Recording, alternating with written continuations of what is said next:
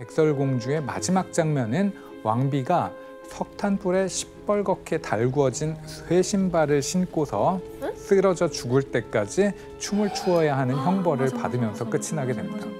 역사적 마녀처형 관습을 동화에 그대로 반영한 것이라고도 볼 수가 있습니다. 역사가 또 담겨 있구나.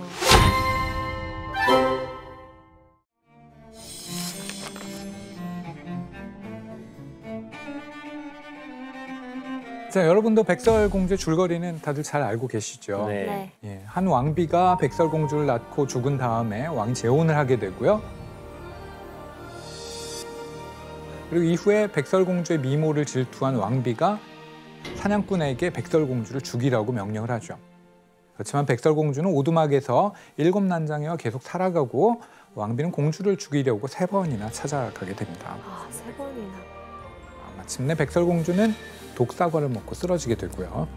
이후에 숲속을 지나던 왕자가 유리관에 누워있는 백설공주에게 첫눈에 반하게 됩니다. 그리고 왕자가 백설공주에게 키스를 하자 사랑의 힘으로 백설공주가 깨어나서 둘이 결혼해서 행복하게 산다. 이렇게 보통 알려져 있는 이야기입니다. 그렇다면 그림 형제가 초판본에 실었던 백설공주는 어떤 이야기일까요?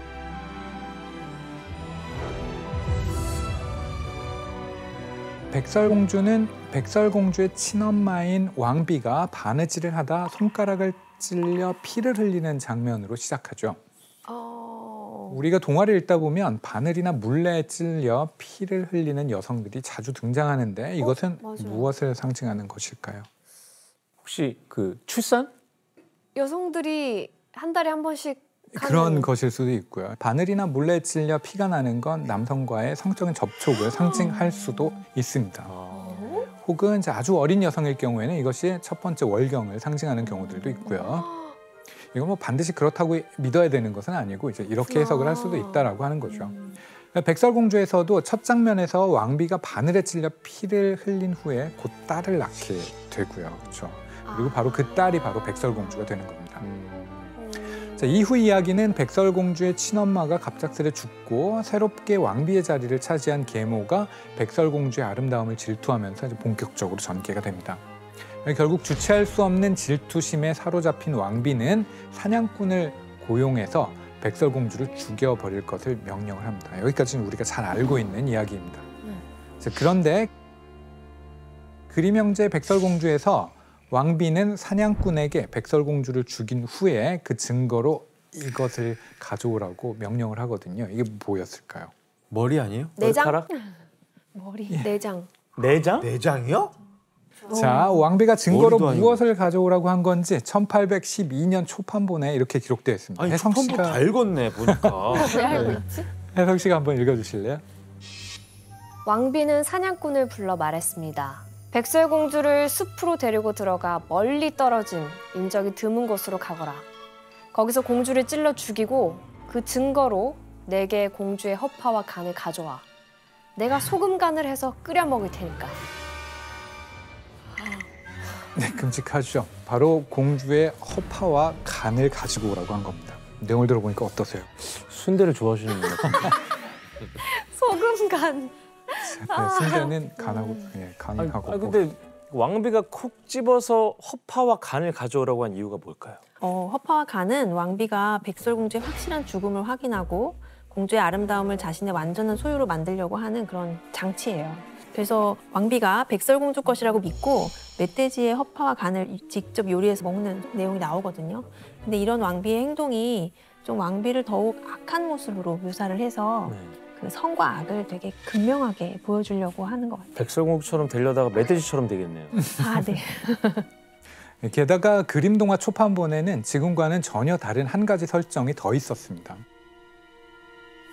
여러분, 백설공주가 어떻게 죽음의 위기를 넘기고 살아났는지 기억하시나요? 왕자의 키스? 예, 보통 왕자의 키스로 백설공주가 깨어나는 것으로 알고 계시죠. 네. 하지만 그림 형제 버전의 백설공주는 좀 다른 방법으로 깨어나게 됩니다. 초판본 백설공주에선 백설공주가 왕자가 아닌 하인이 한 어떤 행동 때문에 다시 살아나게 되는데요. 어떤 행동이었을까요? 하인이 등을 두들겨 줘요. 바로 답을 맞아요? 네. 대체 이게 어떻게 된 일일까요?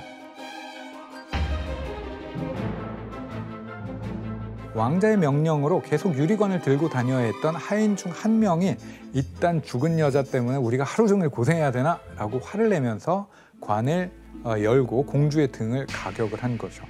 그러면서 이제 공주의 목에 걸린 사과가 튀어나오고 그렇게 백설공주는 목숨을 구하게 됩니다. 우와, 그런 이야기였다고요? 이것도 되게 현실적인데? 그렇죠. 교수님, 그러면 결말도 혹시 우리가 알고 있는 거랑 좀 달라요? 일반적으로 이제 백설공주의 결말은 백설공주와 왕자가 행복하게 사는 것으로 끝이 나죠. 네. 그런데 그림 형제 백설공주의 마지막 장면은 왕비가 석탄불에 시뻘겋게 달구어진 쇠신발을 신고서 쓰러져 죽을 때까지 춤을 추어야 하는 형벌을 받으면서 끝이 나게 됩니다. 그런데 형벌을 보면 무언가가 연상되지 않으시나요? 마녀사냥? 예, 바로 중세 시대의 역사적 마녀 처형 관습을 동화에 그대로 반영한 것이라고도 볼 수가 그 있습니다. 역사가 또 담겨 있구나. 우리가 알던 기존의 동화 내용하고 비교해 보니까 어떠신가요? 아름답지 않네요. 좀 뭔가 이렇게 뭔가 포장 같은 거 없고 되게 뭔가 그렇죠. 각색된 것보다 훨씬 리얼해요. 뭔가 근데 리얼하게 사실은 나중에 바뀐 동화가 더 이상한 것일 수도 있어요. 아무리 그쵸. 여자가 예뻐도 죽었는데 시체에다가 가서 키스를 하는 것도 이상한 설정 아닌가요? 맞아요.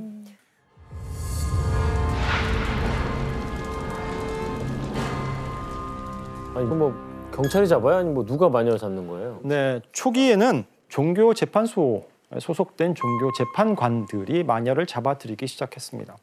교황이 직접 임명한 종교 재판관들은 원래 이단을 잡아들였잖아요. 그런데 이 이단에 마녀까지 포함되게 된 것입니다. 그럼 이 사람들 권력이 엄청 세졌겠다. 자, 그런데 과연 종교 재판소만 마녀를 재판했을까요? 교회가 마녀를 범죄자라고 낙인을 찍었잖아요. 네. 그러자 이제 대영주나 국왕이 관장하는 세속의 재판소에서도 그 영향을 받아서 마녀를 재판하기 시작합니다. 아, Accuse this woman of the craft of witchery.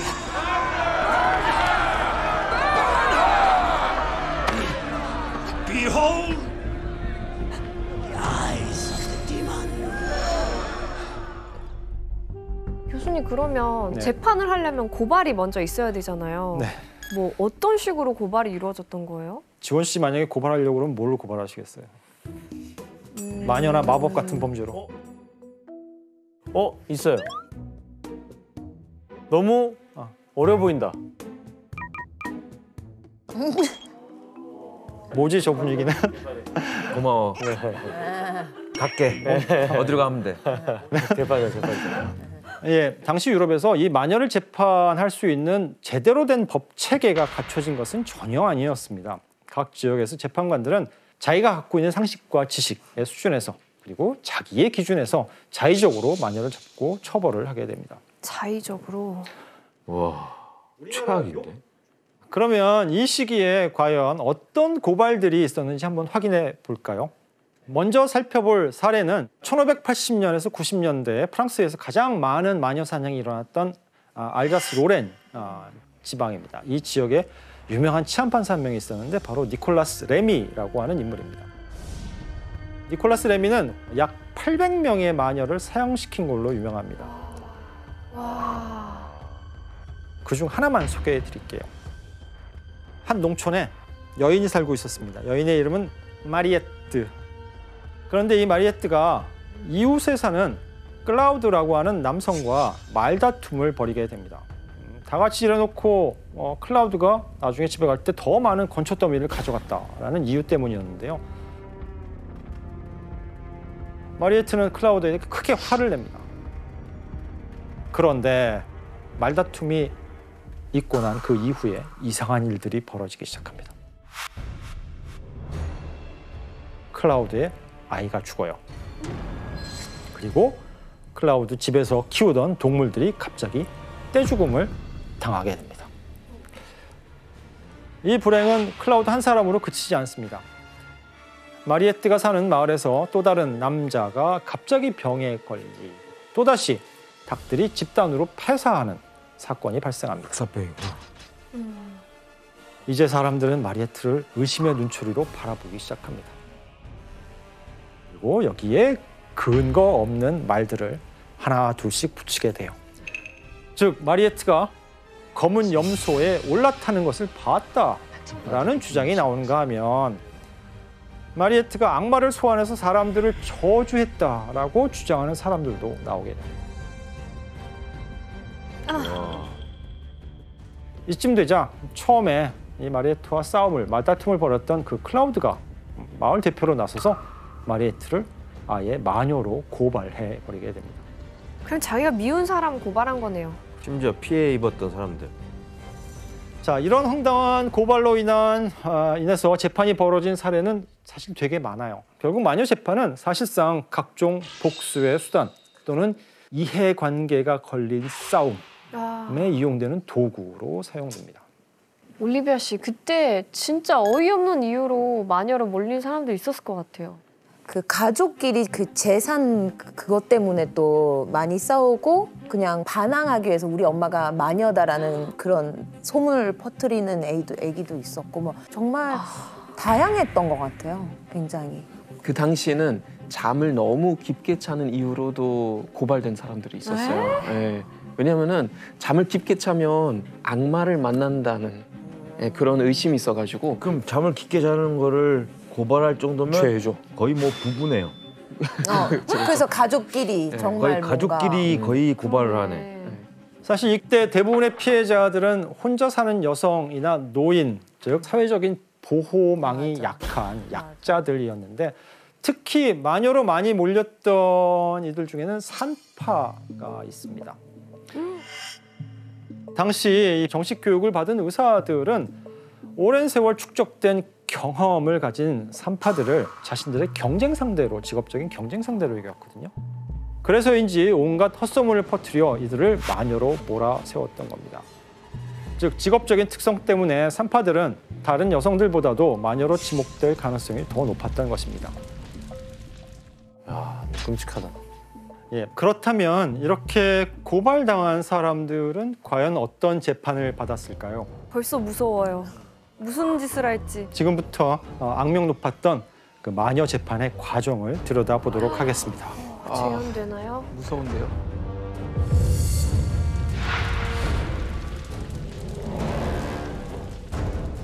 우선 마녀로 고발이 되면 종교재판소와 세속재판소에서 마녀 혐의자들을 체포해 갑니다.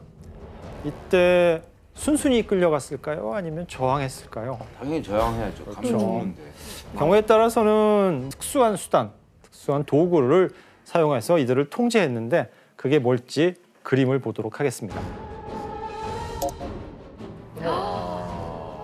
보기만 해도 끔찍하죠. 바로 얼굴에 채우는 수갑입니다. 좀 말도 아니고. 입 쪽에 가시처럼 돌기가 돋아 있어서 착용하는 것만으로도 고통을 주는 도구입니다. 정식 신문이 기다리고 있습니다, 이들을. 공통적으로 던지는 질문이 하나 있는데 그게 바로 너는 악마를 믿느냐? 자, 악마를 믿느냐는 질문에 어떻게 대답을 해야 현명할까요? 아, 그러게요. 악마를 믿지 않습니다. 악마를 믿습니다. 사실 이 두 질문은 답이 없는 질문입니다. 나는 악마를 믿지 않는다 라고 답을 한다는 이야기는 그렇다면 너는 신의 말씀을 기록한 성경을 믿지 않으니 너는 범죄자다라는 거고 저는 악마를 믿습니다. 그러면 그 다음 질문은 이제 꼬리에 꼬리를 물듯이 너는 그럼 그 악마를 어디서 만났고 어떻게 섬기게 되었느냐는 질문으로 이어지게 된다는 겁니다. 교수님, 그러면 뭐 이런 터무니없는 질문으로 어떻게 마녀를 밝혀내나요? 그렇죠. 사실 이 질문은 시작에 불과합니다. 재판관들은 먼저 마녀로 지목된 사람들의 옷을 다 벗겨요. 그리고 머리카락과 겨드랑이를 포함해서 온몸의 털을 다 밀어버립니다. 왜 이렇게 미느냐? 바로 악마가 몸에 남긴 표식을 찾기 위해서입니다. 그래서 피부에 혹시 작은 점 또는 벌레에 물린 상처. 이런 부분들은 일단 모두 악마의 표식으로 의심을 받게 됩니다. 예, 이 장면입니다. 즉 악마가 마녀에게 남긴 표식이 맞는지를 확인하기 위해서 바늘로 찔러보고 있습니다. 이 악마가 남긴 표식의 특징은 찔러도 고통스럽지 않다라고 생각했습니다. 그래서 신문관들은 이 표식을 찾으면 경우에 따라서는 15cm 정도를 깊숙이 찔러봅니다. 그런데 찔렀는데 통증을 느끼지 못하는 경우에는 이거는 악마의 표식이 확실합니다. 근데 아플 거 아니에요? 그러니까 당연히 아프죠. 그럼 어떻게 할까요? 안 아픈 부위가 나올 때까지 계속 찔러요. 하지만 이 외에도 마녀임을 확인하기 위해서 정말 다양한 방법들, 상상을 초월하는 방법들이 동원되는데요. 어떻게? 사람을 묶어놓고 물에 떨어뜨리는 방법입니다. 이 방법으로 마녀는 악마를 따르기 때문에 자신이 어렸을 때 받았던 세례, 물로 인해 받은 세례를 거부했다. 따라서 물이 마녀를 밀어낼 거라고 생각했어요. 아니 저거를 냅뒀단 말이야? 그리고 불을 통해서 마녀인지 아닌지를 확인하는데 불로 달궈진 쇠판 위를 걸어가게 했습니다. 악마의 하수인이라면 불에 닿아도 타지 않을 것이다 라고 믿었기 때문이죠. 그러니까 검증은 이런 식으로만 된다는 거죠?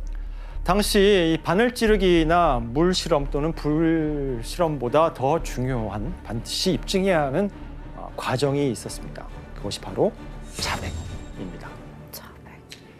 이 당시는 악마를 숭배하는 건 영혼의 죄에 해당하기 때문에 스스로 자백을 해야만 범죄로 인정된다라고 생각되었습니다. 대체 어떤 자백을 받아내려고 했는지 당시 재판관이 마녀 재판에서 실제로 했던 질문을 한번 규현 씨가 읽어보시겠어요? 너는 왜 마귀에 빠졌는가? 얼마나 자주 하늘을 날았는가? 어떻게 마귀와 성교를 하였는가? 어느 장소에서 비밀 집회를 열었는가? 이 집회를 이끈 자는 누구이며 몇 명이 참석했는가? 너무 황당한 질문. 영문도 모른 채 잡혀와서 이런 질문을 받는 이 혐의자들은 다들 자신이 마녀가 아니라고 부인했습니다. 하지만 이 마녀 사냥에 혈안이 된 재판관들은 반드시 자백을 들어야만 했고 원하는 말을 이끌어낼 수 있는 효과적인 수단을 갖고 있었습니다. 그게 뭘까요? 고문? 바로 고문입니다. 아, 쓰레기다 진짜.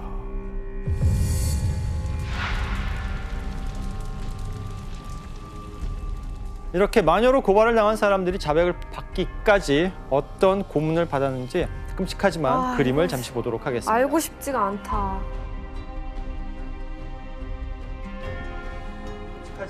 이거 너무 여기 오른쪽에 보이시면 사람이 의자에 앉아 있고 누군가는 기록을 하고 있습니다. 즉 재판관이 앉아 있고 그 앞에서 서기가 고문을 받고 있는 사람들이 남긴 진술 내용들을 기록하고 있는 장면입니다. 가운데 뒤에 지금 누워 있는 또 혐의자가 보이시죠? 사람이 물고문 같아요. 저 입에다가 뭔가를 들이붓고 있습니다. 물을 강제로 마시게 하는 물고문입니다. 그리고 천장에 매달려 있는 사람 보이시죠? 이 고문법은 스트라파도라고 하는 고문입니다. 위에 도르래가 있으면 사람을 이렇게 끌어올려요. 그럼 사람이 대롱대롱 매달리겠죠. 아파요, 안 아파요? 아파요. 더 아프게 하기 위해서 다리에 무거운 돌이나 추를 달기도 했습니다. 이제 밧줄을 풀어요. 땅바닥에 완전히 떨어지기 전에 밧줄을 잡아챕니다. 네, 어깨가 빠지죠. 뼈가 부러지거나 어깨가 빠지게 됩니다. 엄청난 고통은 물론이고 이 스트라파도를 여러 번 반복하게 되면 사실상 거의 불구가 돼요.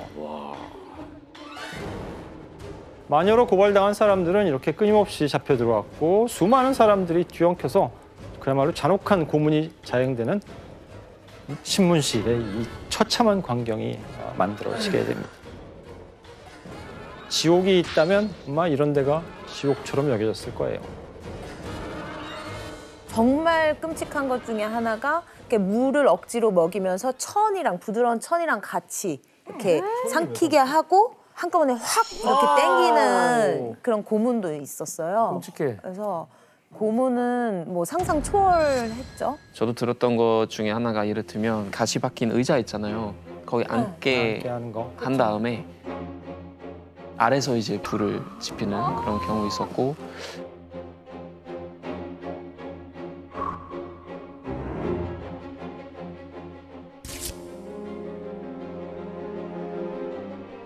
여러 가지 방식들이 있었죠. 그 고문이 이미 죽지 않아요? 안 죽어?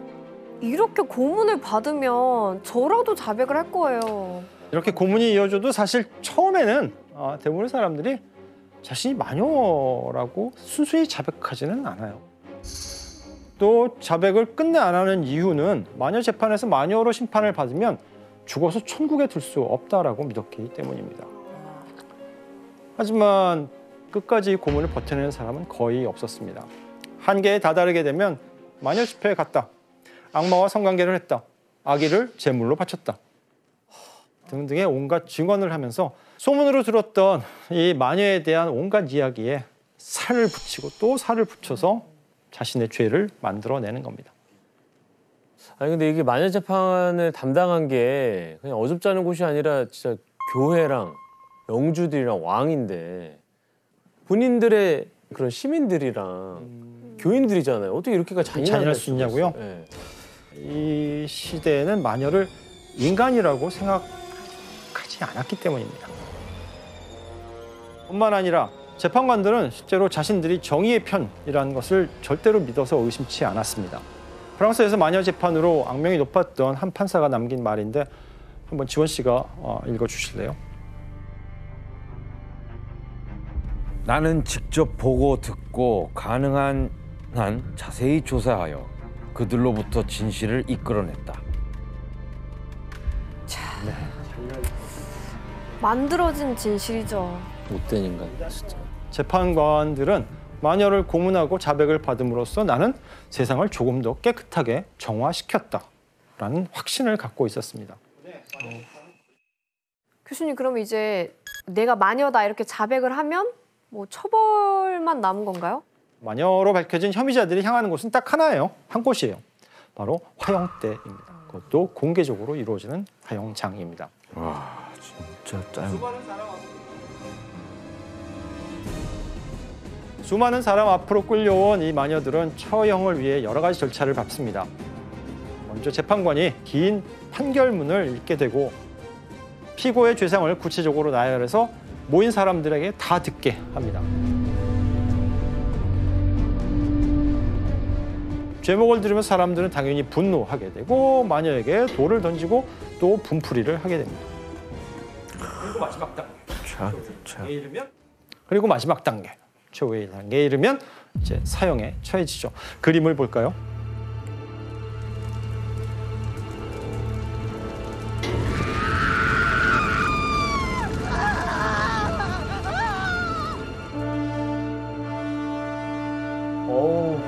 네. 마녀로 판명된 죄인을 산채로 불 속에 집어넣는 장면입니다. 산채로 불에 집어넣는 이유는 죽을 때까지 끔찍한 고통을 안겨주기 위해서였습니다.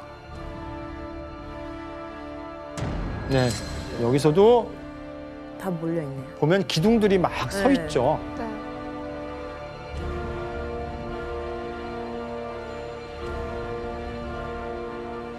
이 시기에는 마녀가 하도 많이 잡혀 들어오다 보니 집단 화형을 하는 일도 빈번했습니다. 집단으로. 하도 많이들 이제 고발돼서 죽어야 하니까 나중에 나무가 부족했다는 거예요. 그래서 나무통을 가지고 거기 안에서 기름을 붓고 그 안에서 사람을 이제 태우는 경우들이 많았었는데 골목에서도 그냥 태워버리는 길거리에서 그냥? 그렇죠. 네, 이런 식으로 한 차례 처형이 지나가고 나면 사람들이 이제 안도하기 시작합니다. 왜? 나쁜 마녀를 처치했으니 불행도 곧 사라질 것이다 라고 믿었기 때문이죠.